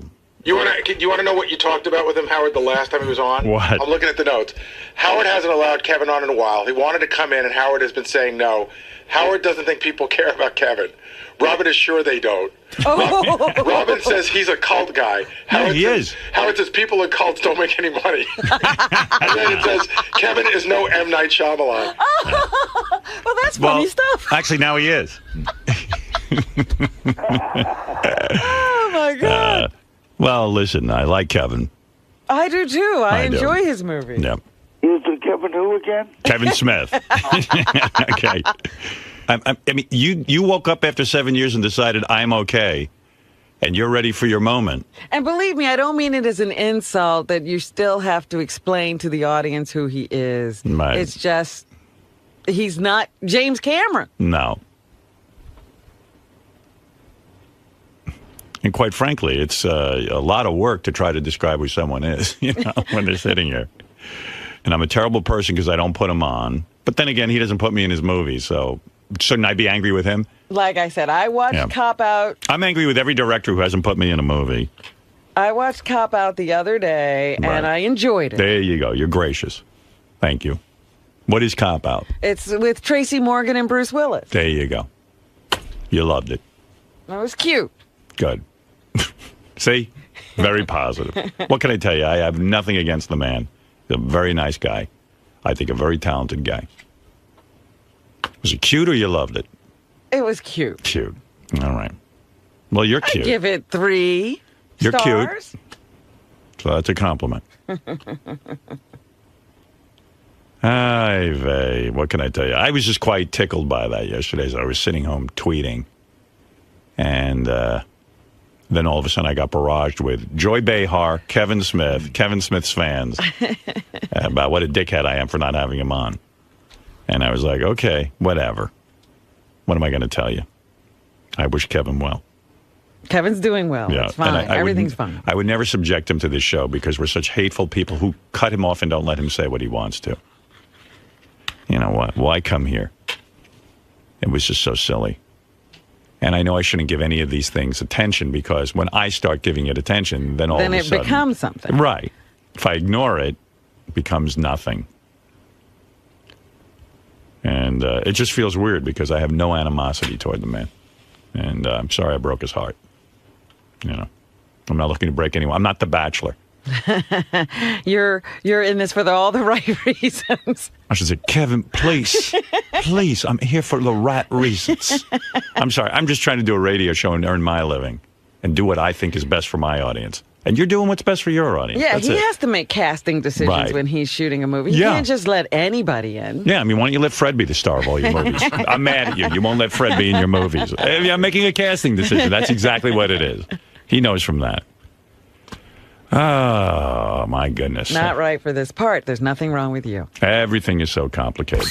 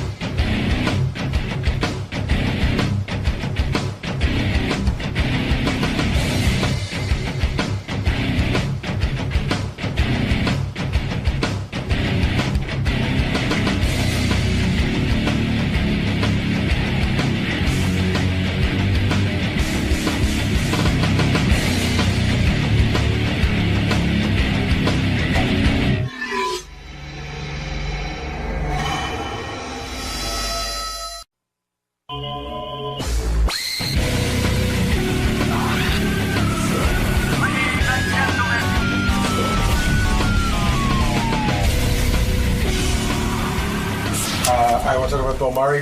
Fingers crossed, Howard, but they swear that there's a good chance he's calling in today. He's nutty. Hey, Bill.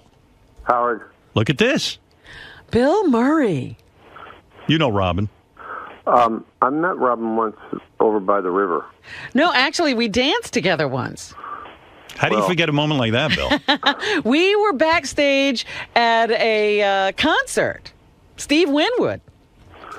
I don't remember that.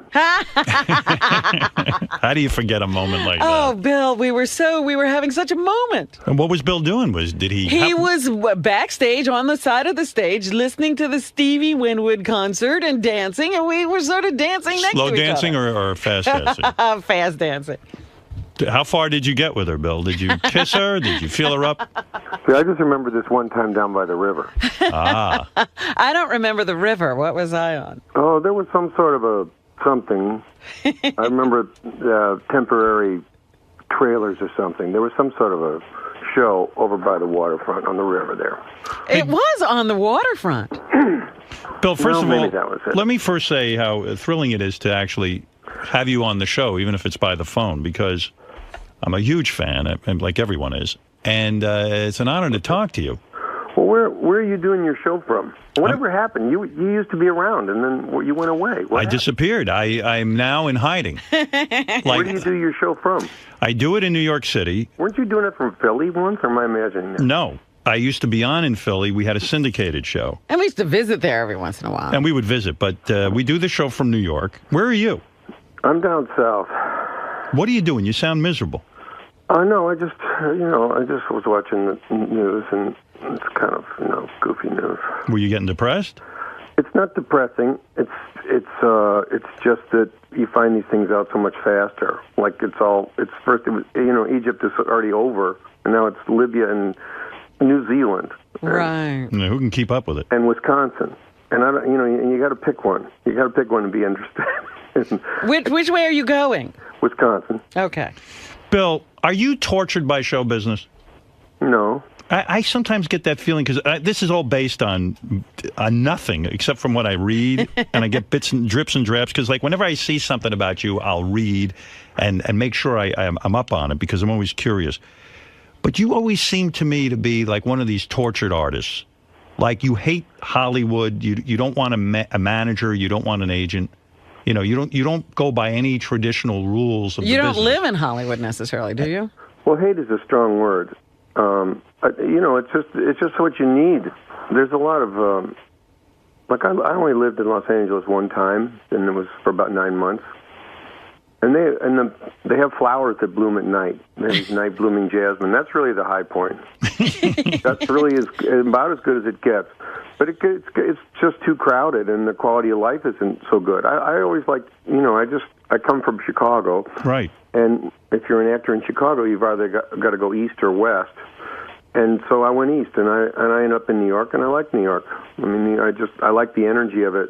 In Los Angeles, you have to be sort of a self-starter, and I'm a basically lazy person. So I needed to bump into people to actually have, thoughts enter my brain, sort of creative ones. Do you think that there's something unusual about you, that most people who are in your business, filmmaking, they would almost be paranoid not to have a way to be reached? You've completely secluded yourself. In other words, I mean, I've read every famous story about you where you'll get offered a movie and for months you won't even hear about it because no one can get a hold of you and no one can get a commitment from you.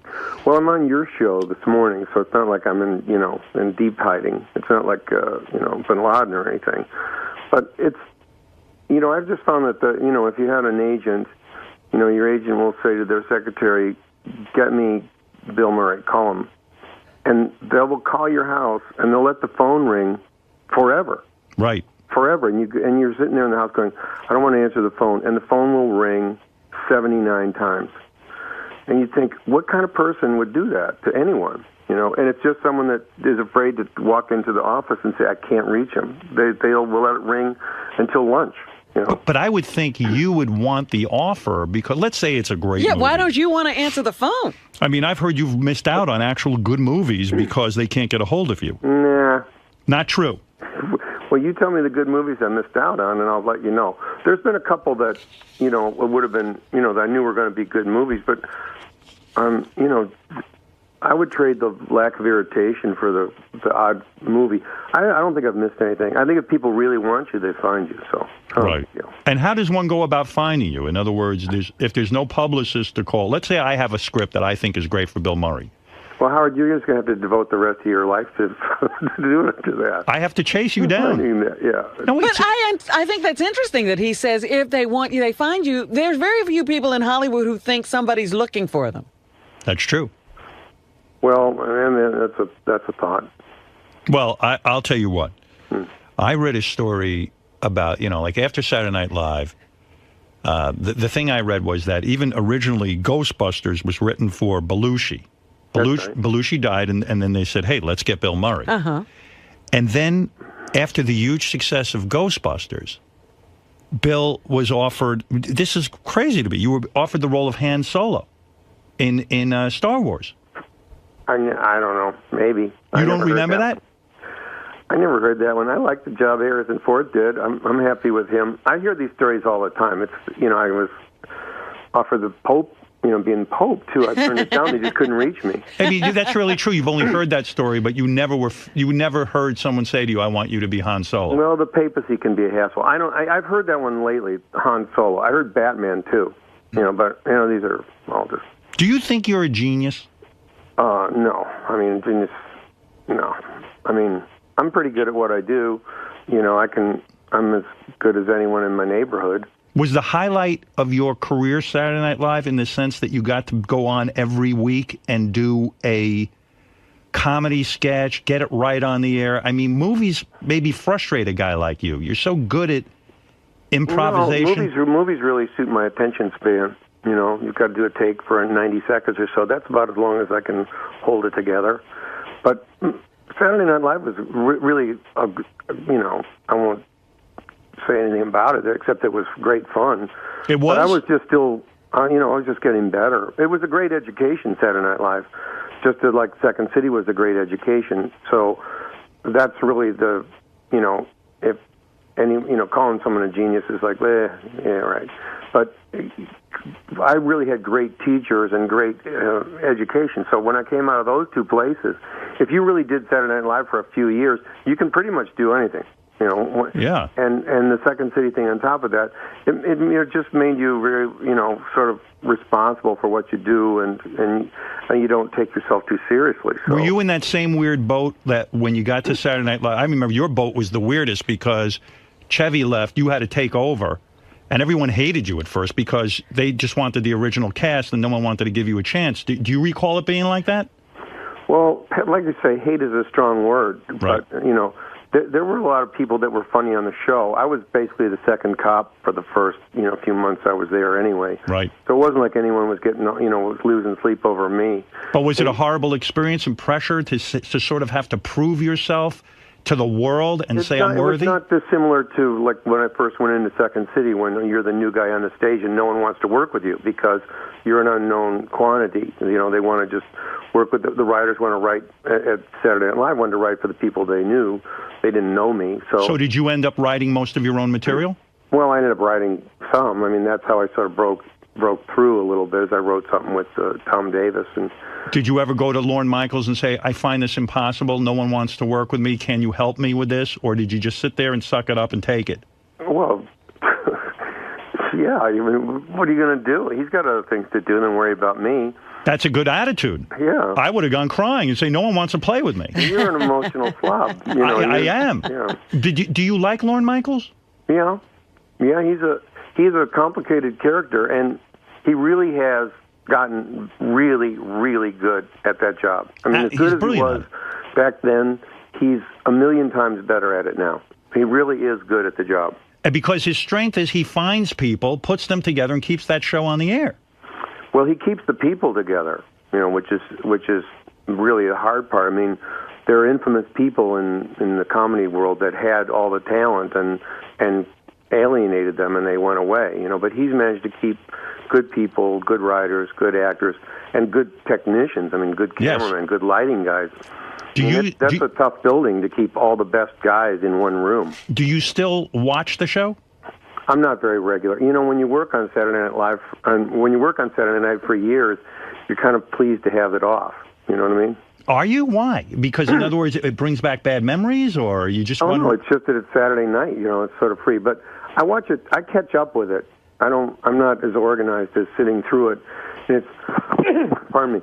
It's a lot easier to, like my friend Jim Downey will make discs of. He'll just send me a disc of. You got to see these ones, and he'll send me discs of the best sketches and so forth. But I think they're... He sends you sketches that he thinks are good. Does he send you any that he thinks are bad?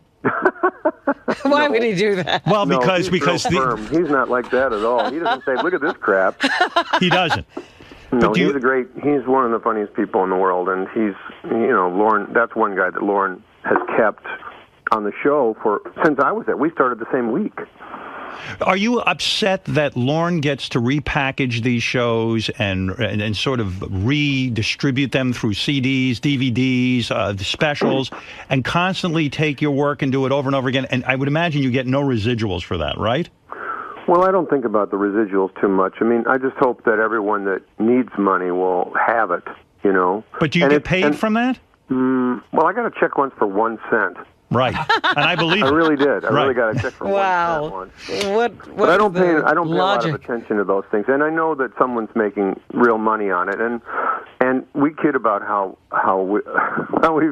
we've created a college fund for Lawrence kids, but he's worked very hard, and he's been very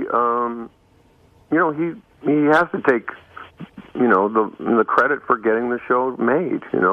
He has to take the credit, and there's people making money. There's at all levels of it. I just hope that everyone all the actors and all the writers that ever need money, and whenever that becomes the case, Lorne makes sure that everyone's okay. Do you think he's doing that? I think you're saying that somewhat sarcastically. In other words, I'm not saying it sarcastically. I'm saying he's not going to some of the old writers who are probably living in a. He's a nice Jewish boy from Toronto, and you can, he's vulnerable to guilt, and when people need help, he helps them. Does he do that?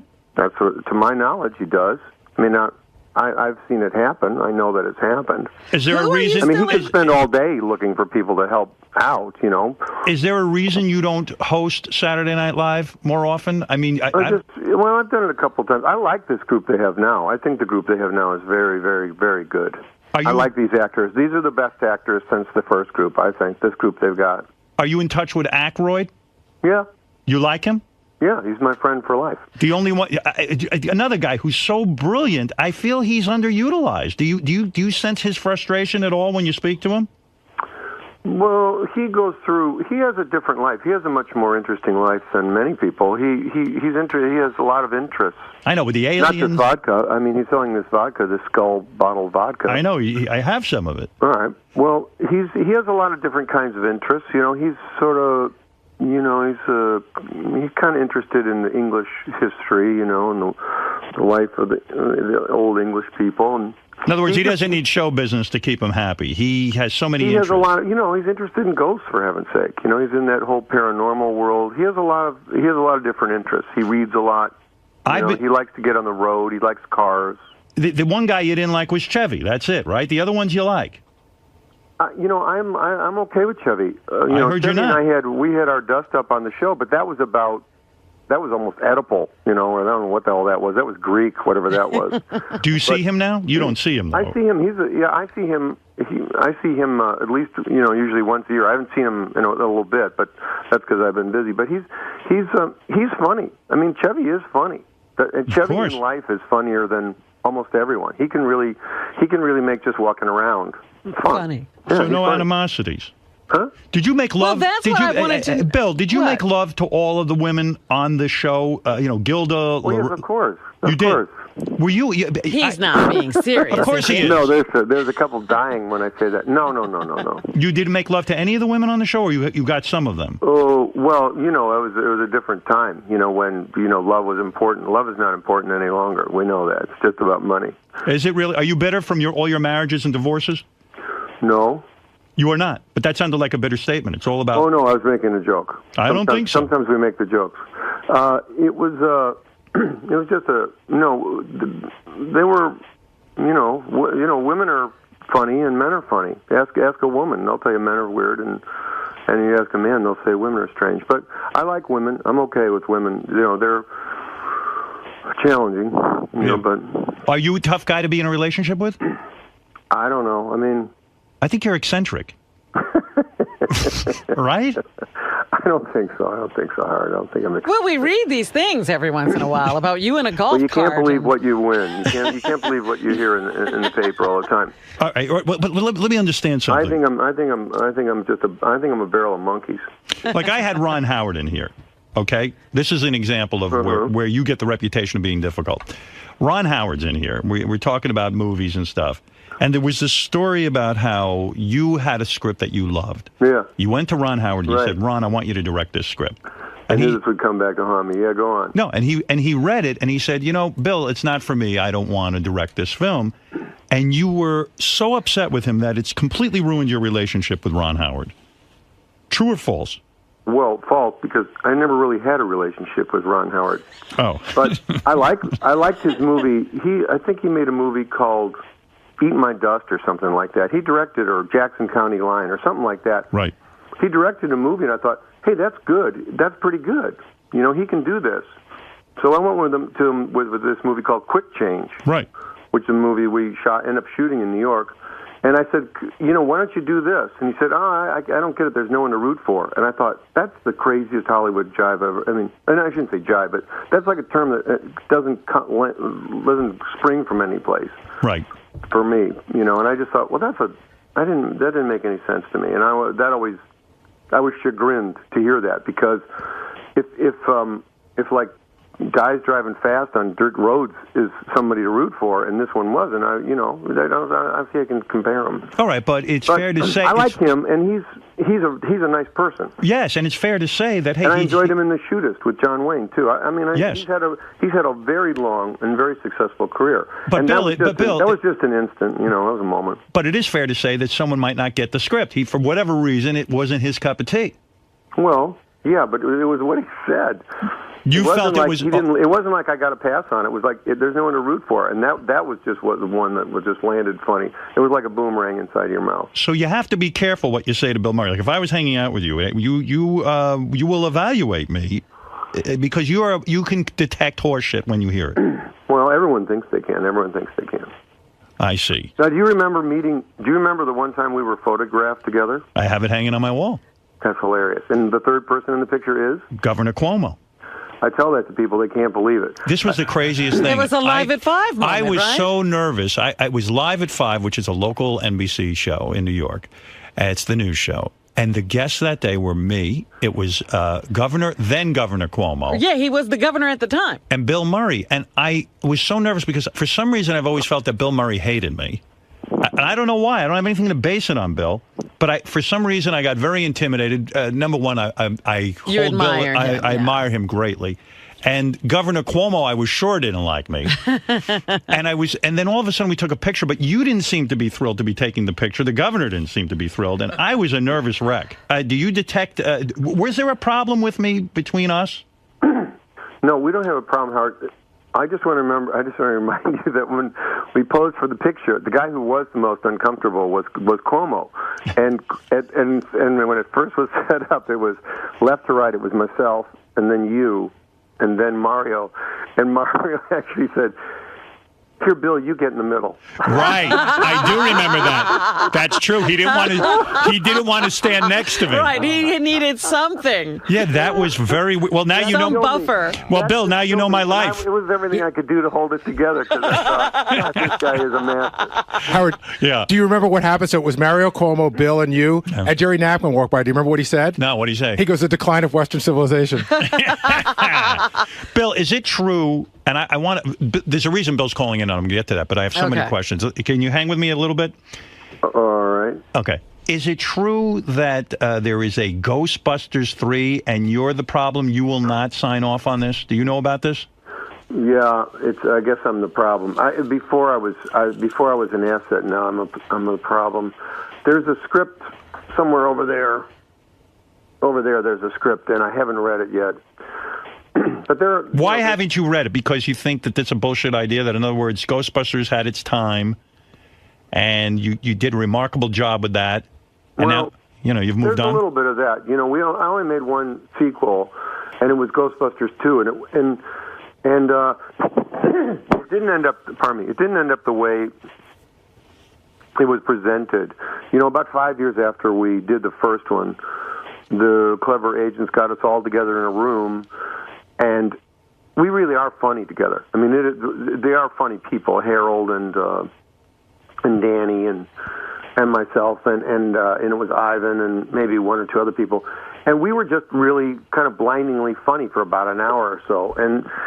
And the agents there was just foam coming off of them. And so we, they had this pitch, and Danny and Harold had already, concocted some sort of, story idea. And it was a story, and it was a good story. I think I'd even already read one or two that Danny had rolled out before that, but this one was a good one. I said, okay, we could do that one. And it was just kind of fun to have all of us together. And, I mean, there's some really, Rick Moranis and Annie Potts. These people are they're sterling people to begin with. So how do you go back and really make another? I mean, does Ivan want to make that film? Yeah, Ivan wants to make it, and he's I owe him he's puzzled that I haven't gotten to this one. How long has it been sitting on your desk, this script for Ghostbusters? Well, it may not be on the desk. It's over there somewhere. It's how long? Yeah, I don't know. So you're never. So you have it. No interest. Well, I'll get to. I got to get to. I feel badly. I got a message that, and I think people. I don't want to hurt anyone's feelings. It's not like the foremost thing in my mind right now. So I don't think about it. But it's. The studio gets excited about it every 10 years or so, or it seems like, and they get rid of it because what they'd really like to do is recreate the franchise. Right. I remember once upon a time it was going to be, and the new Ghostbusters will be Chris Rock, Chris Farley, and Chris Crane or Chris Kringle or someone. They had it together.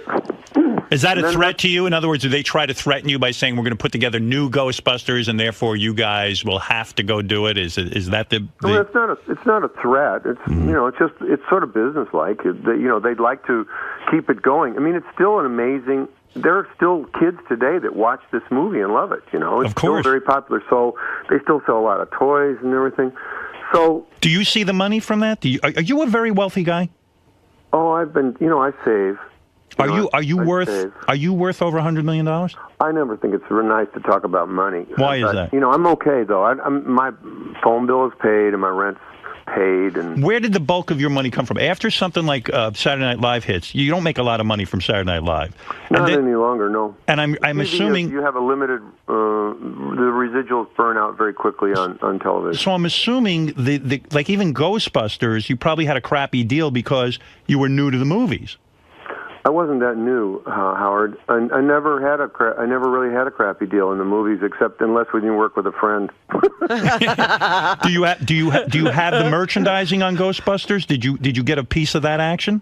Well, you know, when you're part of something like that, it's all part of everything. So that's where you made the big. I mean, I'm thinking of some of the movies you've made that are quite incredible. I'm talking about Stripes, right? Yes. To me, one of your to me one of the best. Do you make money? Is that where you made the bulk of your money? Well, all actors that are in movies get paid. Yeah, but whenever they're on. You know, a lot of that money goes out the window. Well, I know, but there are people that there are organizations that if you made a movie a long time ago and it's on TV, you get paid something for it. I got a check just the other day. If you make enough movies and you have an interest in it, you should be okay if you don't, start buying too many houses. Or yeah, but you invest in like stuff like, didn't you buy like several minor league baseball teams? Well, I'm in that business, yeah. Is that a money maker? Is that a good business? That seems like a crummy business to me. Well, is it good? It's the baseball business is a good business, Howard. Oh, is it really? Yeah. So you are a good businessman. Well, I'm pretty good in my own business. I'm a pretty good businessman. Yeah. Were you? Who would think to invest in baseball? Not me. What do I know? But you said Bill's really into sports. He loves sports. He loves it. Loves the golf. Loves all that. He's a real man. I'm such a woman. Well, speaking of business, Howard, this brings up my question. All right, are you still driving that Sterling? A Sterling? Yeah. What are you talking about? Weren't you like plugging the Sterling automobile relentlessly for a couple of years? I've always laughed about this because you would get on your show and talk about this car that you were driving. It's called a Sterling. No, that wasn't me. I don't know anything about cars. Wait a minute. He hardly drives. I mean, I do read live commercials, so maybe that. No. You had a Sterling. Do you remember? I don't even know what it is. It was an English car. No. And it was made on the same sort of chassis as a Honda. Not me. All right, we're going to do the research on this. I'm sure you'll be getting calls, but you used to plug this goofy car, and I used to laugh about it. Really? Never. This is that was an advertisement I've ever driven in my life. Fred. And I go like, what the hell is with this guy? Fred just told me it was an advertisement. You were plugging this thing relentlessly. Yeah, well, I'm sure. Being I mean, paid. that's the way I get paid. It was crazy. I mean, it was probably a sponsor you're talking. But you don't have you don't have one of these in a garage somewhere? No. You're kidding. You didn't have one in every color? No, I don't even like to drive. I hate the whole thing. I don't know. Well, in New York, you don't need to drive so much, but it is the best place to drive. The whole thing seems dangerous to me. Mm-hmm. Bill, are you an angry guy? For some reason, I feel like it's out there that you're. First of all, you come from. You have 9 children in your family, right? Oh, he's one of 9. Yeah, one of 9. I feel like when you grow up in a family that large, you get very little attention. Well, how many siblings did you have? Howard? 1. Were you an only child? No, I had 1 sibling. Oh, okay. No, seriously, wasn't it horrible to grow up around that many kids and not get the attention of your mother and father? Well, people would say that's what the middle child syndrome is, that one ends up having to work hard, Right. to get some attention. So I had to work pretty hard to get some attention. You have to work pretty hard to get attention in a house with a lot of kids, period. Are you in therapy? No. Have you ever had therapy? Yeah, I got depressed once. Yeah, I thought I remembered a bout of depression with you. What were you depressed about? Is that a joke? You remember No, I remember reading that Bill Murray suffers from depression. You do? I don't think so. But, What happened when you went to the shrink? From depression. I basically worked my way through. It wasn't like a shrink. It was just, life just gets a little complicated sometimes. And you mean with the broads? Well, with women, and you get. Well, I'm being Frank Sinatra. And you have to figure out, what the hell. Why are you behaving this way? Will you ever get married again, or are you completely turned off to marriage? Well, I don't know if I'm completely turned off to anything, but I'm not on eharmony.com. I'll tell you that. How many times has he been married? I don't even know. Bill, what's the story? He has been married 2 times. Oh, twice. Oh. You must have dated like a maniac, though. When you, during Saturday Night Live, was it one big sexual orgy? I'm talking about the groupies. I'm surprised we ever went to work. Are you serious? No. There's a lot of work, but, it was a different time then, and it was fun, and you have a lot of energy. You go around. A lot of drugs? And I never was I never had a big drug thing particularly, no.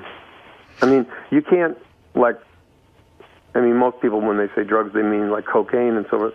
You can't be funny. It just destroys your timing. And you would worry about that. In other words, you were like, hey, this is something... far more important than... and the cocaine, was not... It sort of makes you go real fast in neutral. Real high in neutral. But it destroys your timing. And when you... they're written up on the wall, the comedians that ruin their lives and their timing by doing cocaine. Was it your idea to be on Saturday Night Live to be the guy who, does the songs and sings, the lounge singer? The lounge singer. Was that your concept? Well, I wasn't the first to sing. And no, but you know what I mean. It was something that I did a long time ago at Second City. I did it once. And there's a kind of a performer thing that's fun to do, and I like doing it. It turned out to be really a lot of fun to do. Yeah, but I see tons of people imitating that bit. In other words, it's probably the most imitated comedy bit. Everybody takes a song, like a rock song, and then starts to be the lounge singer.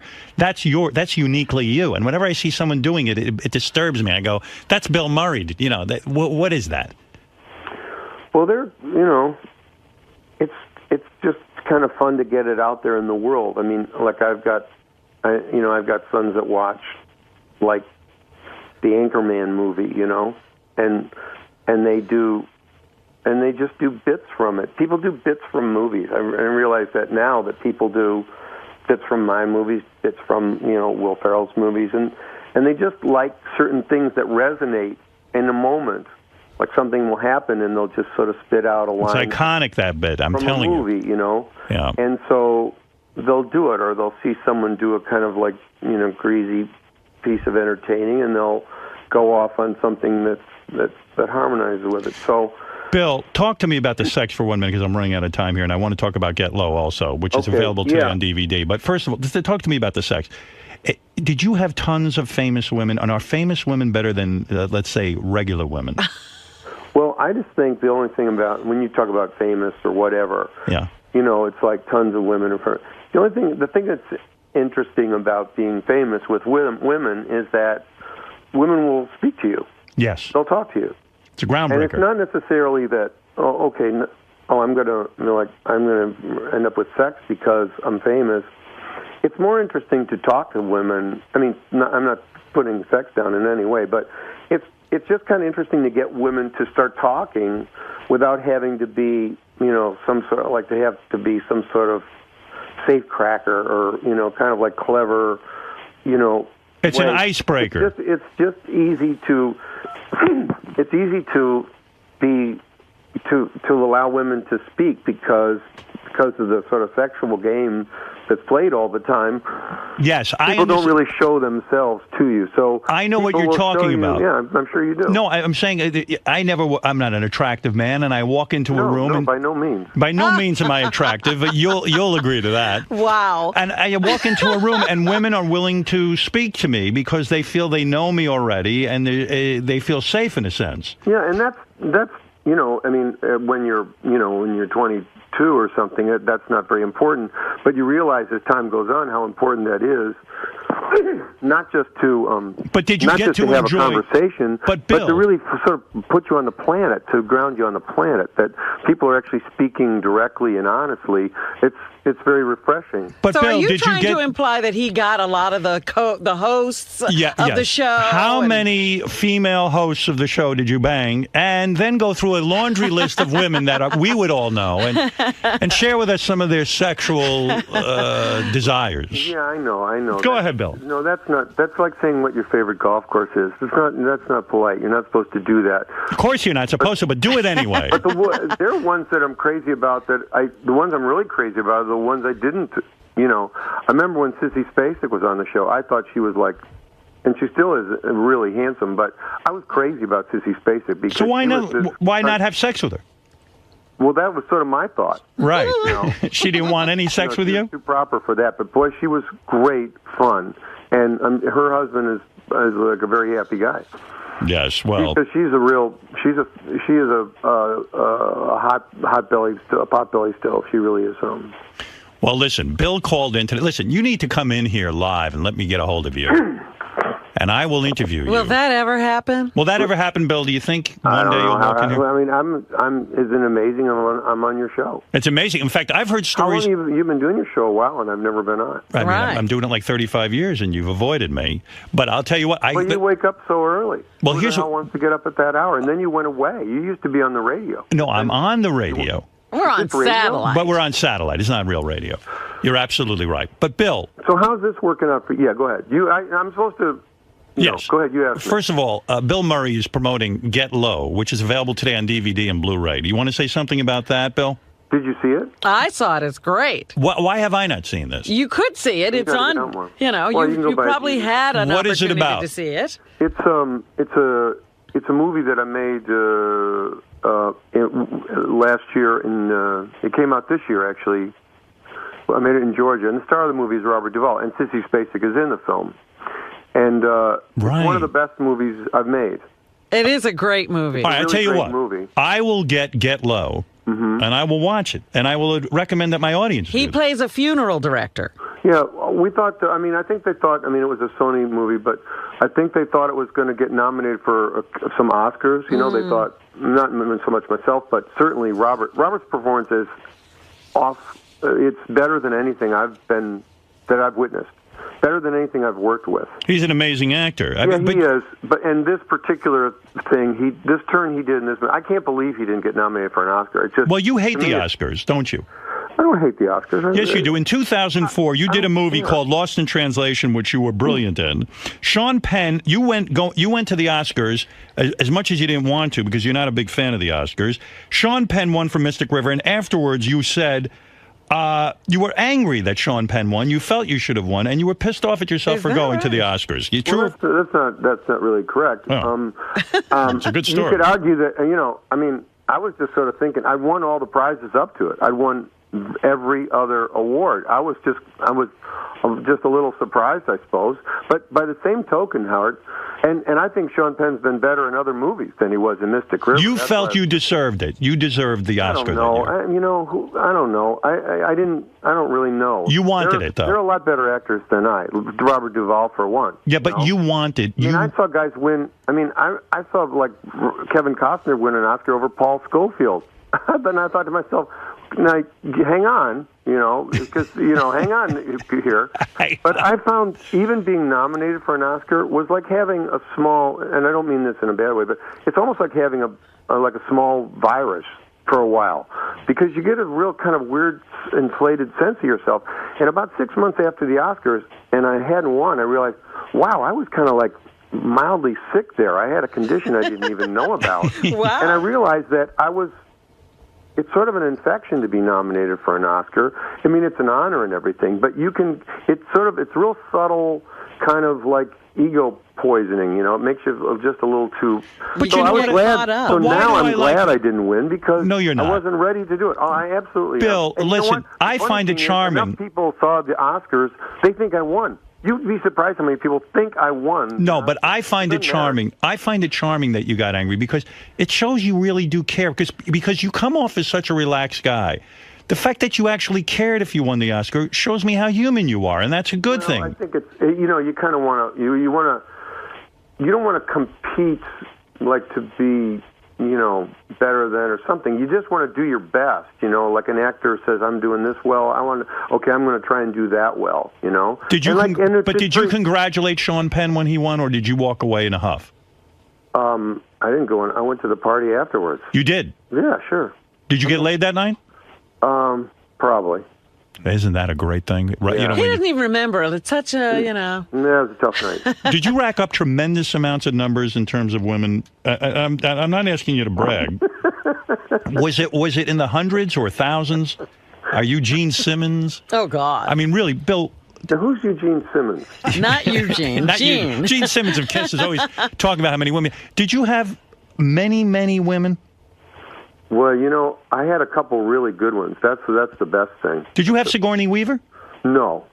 It's a shame. Well, I could see you two kids. She was too good for me, but we could have, but she's a powerhouse of a woman. She's a great woman. Do you hate getting older? No, it's okay. I'm not thrilled with it. Well, I read a good thing written by Henry Miller once that was an essay entitled "On Turning 80." He turned 80 years old, and people said, and he writes in it that, 80 years old, that's what? And he said, well, what people don't understand that are younger is when you're 80, you act 80 years old.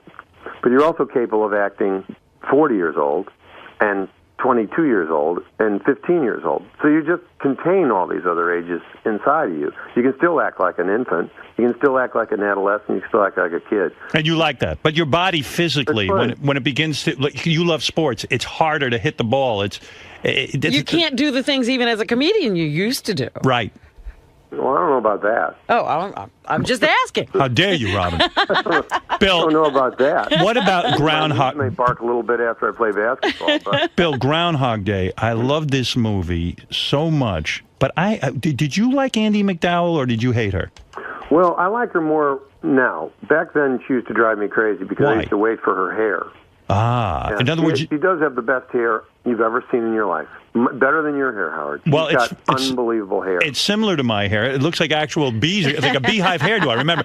So in other words, you would get aggravated because you really are the star of that movie. You made that movie fly, and you're sitting there ready to act. You're ready to do your thing. You feel energized, and you're sitting in your goddamn trailer waiting for this woman's hair to get done. Am I correct? Well, it was a hard, it's just, I had to do a lot of work on it. I was probably a little, there was maybe a little more going on than just that, but. What do you mean? When I look at the movie now, and I just remember one day where I had a scene with Andy, and I had to eat, I was stuffing cake into my mouth. I made the choice that I was going to be eating large pieces of cake through the scene. Right. And Andy kept blowing her lines, and it drove me crazy because I probably ate somewhere in the neighborhood of 40,000 calories worth of cake. And I'm not a barfer, so there I was with all this cake in me. Right. And I do this scene, and I do it really great, and Annie didn't know her lines, and I was very frustrated. But when I look at the movie now, it really is I look at it and I went, God dang, look at that. It's a masterpiece. It really is. It is a great movie, and she's great in it. She is. Yeah. But I hear what you're saying. With movies, they can save you. You can do 500 takes. But as the guy who has to be funny, and you've done something good. Yeah, as the guy that had to eat the cake, I was not happy. And so did it come down to that you wouldn't even speak to her? No, that's not. You can't get movies done not speaking to people. You've got to get, no matter what kind of person you're working with, you've got to get results. Did you sleep with her? No. Gwyneth Paltrow? No, I wish I did. Scarlett Johansson? Gwyneth Paltrow's she's the most attractive girl I've met. She is sexy, right? Better than Scarlett Johansson. Gwyneth Paltrow is like a big human being. She's a really extraordinary person in many ways, and she's really kind too. You wish you could make love to her? Oh, I don't think about it. She's dating. Oh, no, please. she's got a husband and kids. I don't think about it. Big deal. She's a really wonderful girl. I tell you, I could talk to you all day. I'm not going to hold you here all. But Bill Murray has a movie out, Get Low. It's available today on DVD and Blu-ray. It stars Robert Duvall. Bobby D. Yeah, Which Bobby D is a better actor, De Niro or Duvall, or you can't even separate them? Well, you don't. I don't like to live in a world of comparison. I've worked with them both, and they're both really great. Right. I'm probably friendlier along with Bobby D than with Bobby. So, I see. But I've known Bobby De Niro a long time, and I'm friendly with him, and we shared a lot of things. Robert Duvall is a character. He's an absolute character.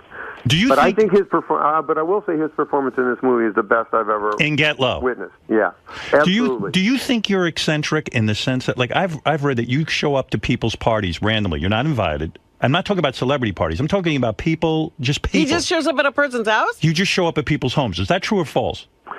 Well, as long as you bring something, it's the people that don't bring anything that are Bill, that's wild. You can crash a party. A nice bottle of wine or champagne or something.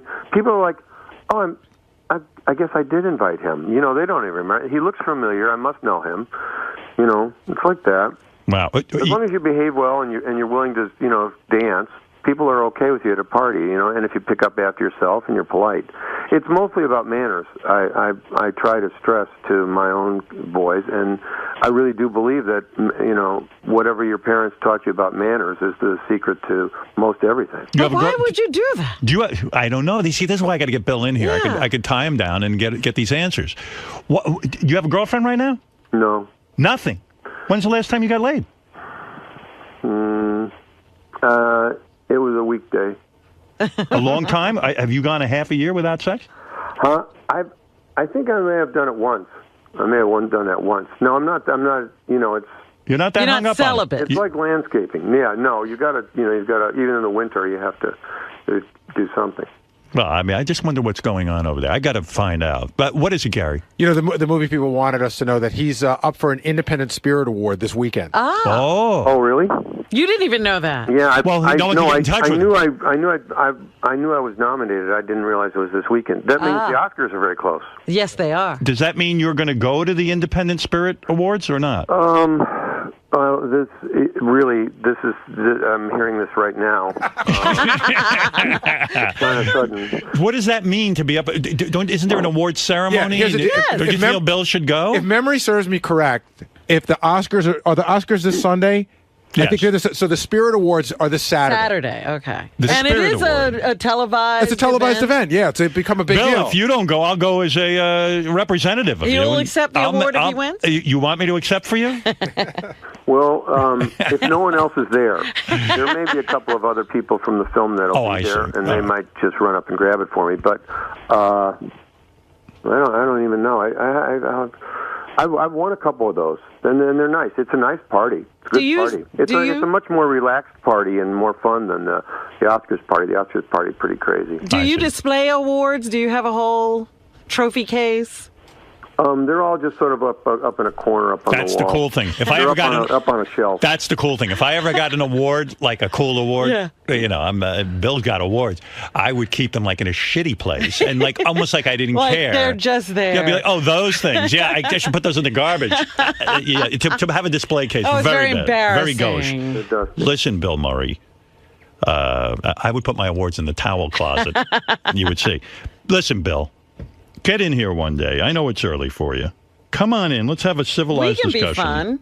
Well, you sound good, Howard. Thank you. It's nice to speak to you, and I'm glad it's going. How's this serious thing working out? The serious thing is working out wonderfully. I've got to tell you, it is the most creative freedom I've ever had. And despite the fact that you think I disappeared, we have millions of followers here.